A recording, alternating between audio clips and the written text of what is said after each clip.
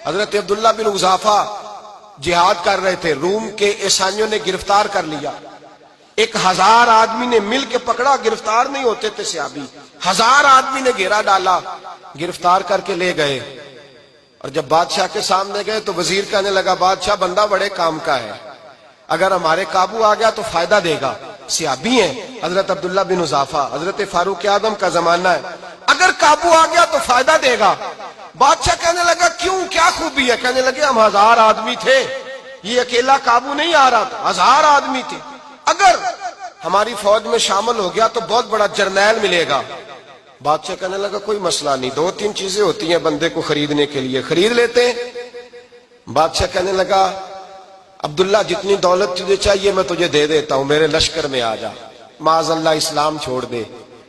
حضرت عبداللہ بن حذافہ کیا فرماتے ہیں؟ فرماتے ہیں بڑا تو بیوقوف ہے، میں نے دولت کمانی ہوتی تو مدینے میں بیٹھ کے تجارت کرتا، میں دولت کمانے نہیں نکلا، میں تو رسول اللہ کی رضا کمانے کے لیے نکلا ہوا ہوں۔ دولت کمانی ہوتی تو کسی مارکیٹ میں ہوتا، میدان میں آنا تھا، شہادت ہے مطلوب مقصود مومن، نہ مال غنیمت نہ کشور کشائی، یہ دولت تو لونڈی ہے رسول اللہ کے دروازے کی، یہ تو پیچھے پیچھے پھرتی ہے نبی پاک کے غلاموں کو، یہ کمانی ہوتی تو میں کسی مارکیٹ میں ہوتا، میدان میں تھوڑا ہوتا۔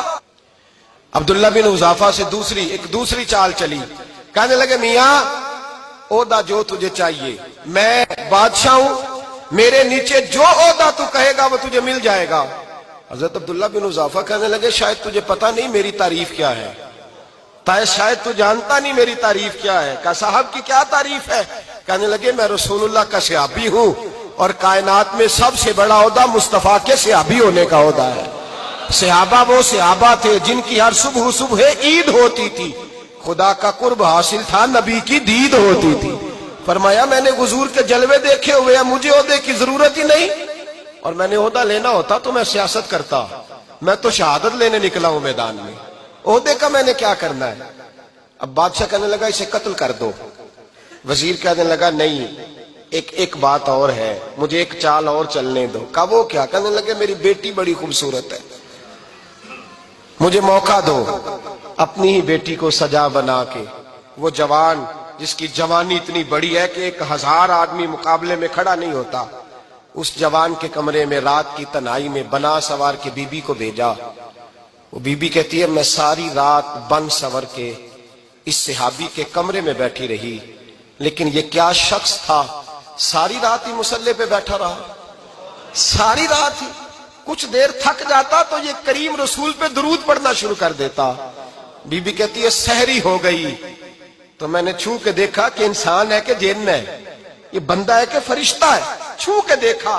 کہنے لگے پیچھے ہٹ جا، میں نے کہا میں نے تو سنا تھا تو 1000 کے مقابلے میں ہے، اور تو اتنا بے حس ہے کہ بنی سوری دلہن بیٹھی ہے، تو نے نظر نہیں کی؟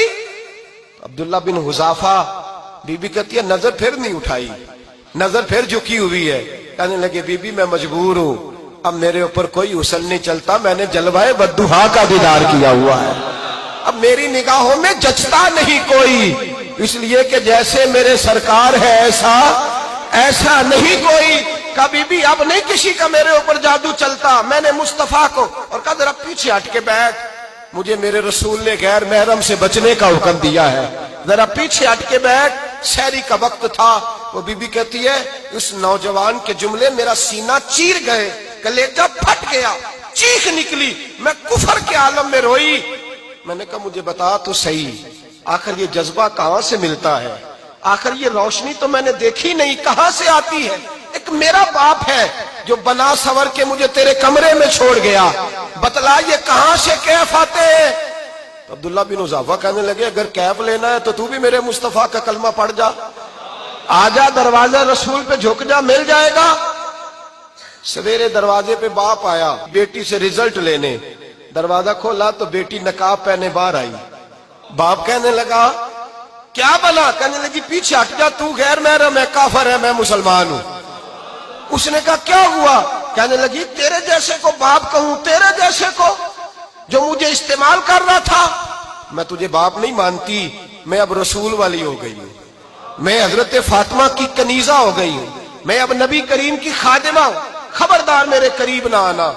یہ دعو بھی ناکام ہوا۔ اب حضرت عبداللہ بن حذافہ کے سامنے موت کھڑی کی، ایک کڑا میں تیل گرم کیا، کہنے لگے تجھے اس میں جلایا جائے گا۔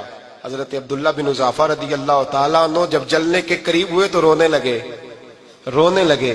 روم کا بادشاہ کہنے لگا شاید ڈر گیا ہے، کہنے لگے اب سمجھ آئی ہے، اب تجھے پتا چلا ہے، چلا آ جا۔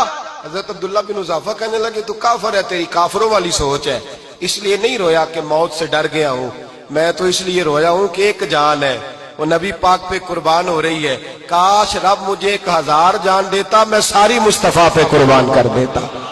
فاضل بریلوی فرماتے ہیں کروں تیرے نام پہ جاں فدا، نہ بس ایک جاں 2 جہاں فدا، اور میرا 2 جہاں سے بھی نہیں جی بھرا، میں کروں کیا کہ کروڑوں جہاں نہیں۔ اور میاں صاحب فرماتے ہیں وہ کچا رنگ للاری والا جیڑا چڑھدا لیندا رہندا، اے عشق تیرے دا رنگ محمد چڑھ جائے پھر نہیں لیندا۔